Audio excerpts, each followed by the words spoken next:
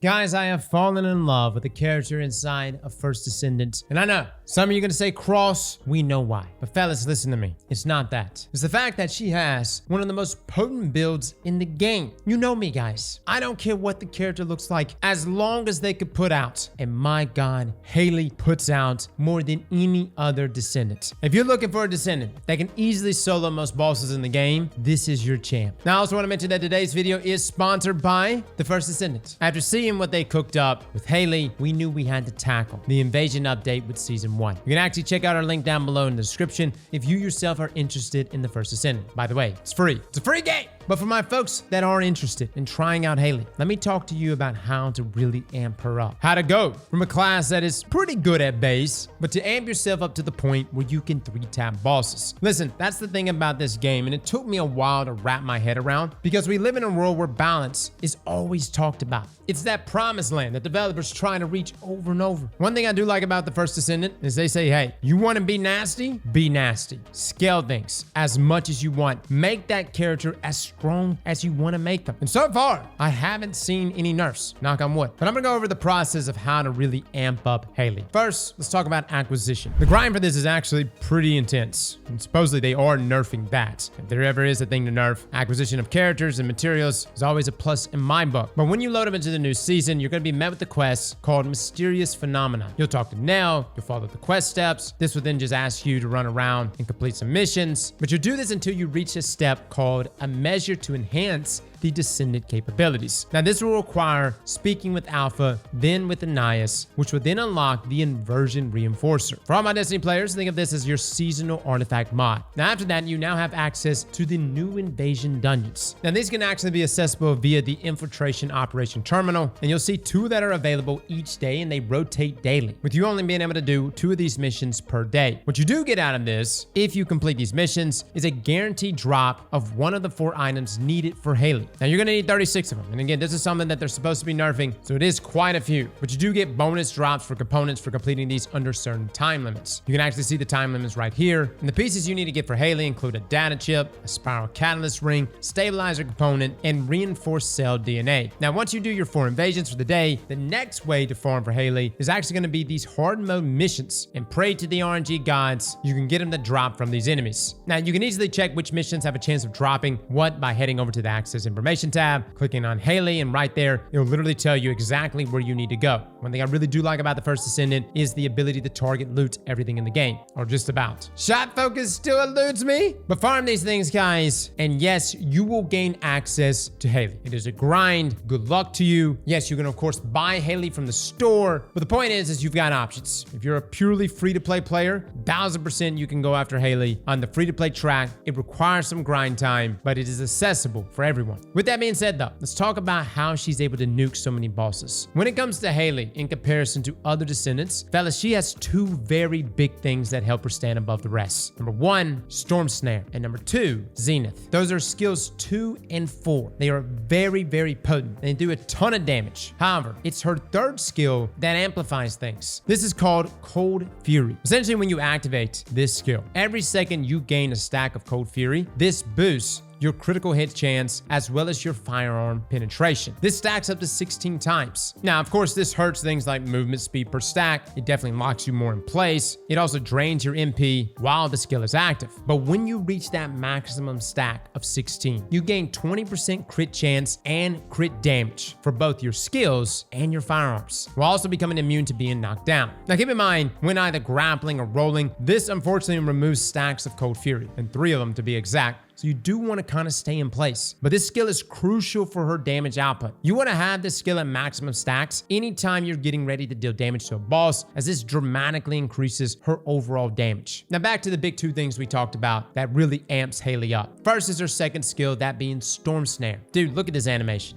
It's a cannon, man. This releases a chill vortex around Hailey, and it fires this massive freezing beam, dealing damage, but also inflicting cryo. And that's really important. You see, cryo is a debuff that Hailey can apply with either her 1st or 2nd skill. And this will stack up to 9 times, and any target that's hit by her firearm attacks takes an additional 50% damage when cryo is applied. Now, when you hit targets with the firearm, this will remove 1 stack of cryo. Now, as you can see here, guys, it does crazy burst damage. and it can be either used to open or finish a fight. We'll get to that here in just a bit. Her first skill, though, is a really easy way to top off that cryo. This fires 9 shots and it hits enemies in front of Hailey. It deals some damage. It also inflicts cryo. It's a great way to prime the boss before nuking them. But this takes us to her 4th skill, this one being called Zenith. This is Hailey's unique weapon, and when equipped, it greatly increases penetration and firearm attack and deals additional chill skill damage. It also recovers 15% of your MP upon landing weak point hits, but each shot that is landed with this chunks boss's health, pretty much breaking whatever weak point you're aiming at in a single shot. Now lastly, we do have Hailey's passive. This one's called Safe Strategic Retreat. It provides an additional 50% increase to weak point damage so long as you are 25 meters away from your target. You can actually see it right here with your scope, guys. Think of this as like Darcy inside of Destiny, but this allows me to gauge how far away I am from my enemy, therefore taking advantage of that passive. It beautifully synergizes with the playstyle of Hailey's, which is that of being a sniper. Now do keep in mind though, distance has a cutoff point. Her second skill unfortunately has only 39 meters of range. So really the sweet spot is between 25 and 35 meters. So try to stay within that range, guys. Now this also takes us to our weapon. This is the most important part of this build. That is the sniper rifle piercing light. Now I know everybody was jumping up saying, Cross, use Afterglow. It's better. It's sexier. It sounds cooler. Fine. Afterglow's sword is an amazing sniper. A piercing light is what's needed for Hailey. Just about every other scenario, I would take Afterglow. But in this particular scenario, it's piercing light that synergizes the best with her 4th skill. You see, the skill is directly tied to the weapon that you're holding. That's right, guys. The weapon that you're holding, that damage, that base damage transfers to your weapon skill. Piercing light has beautiful base stats. You can, of course, amp this up with things like rifle and reinforcement, action and reaction, better concentration, better insight. You can tag on things like concentration priority, everything to boost up crit damage and firearm attack. You've got weak point sight, weak point expansion. The point of this, guys, is to get everything in here to amp up piercing light as much as we can. But we're not going to be using piercing light. Not really. What we're going to be using is her 4th skill ability. And when you pop it, all of those damage buffs that you've just added transfers to the sniper that she's utilizing in her 4th skill. Now you can take this a step further.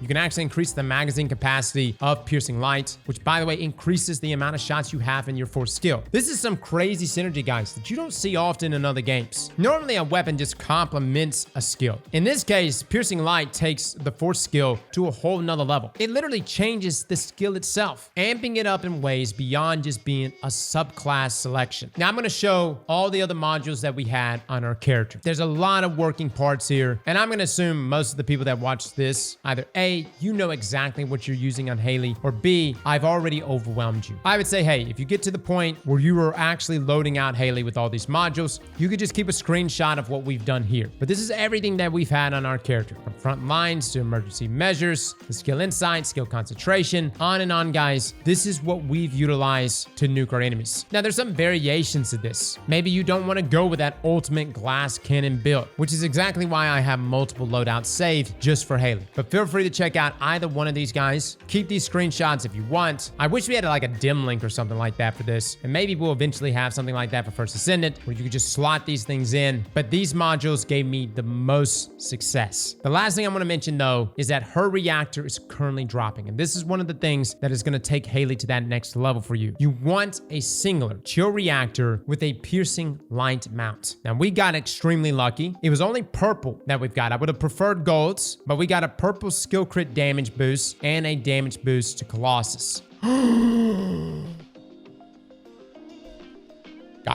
Guys, it's not gold, but it's good enough. Lock it, please. It is locked.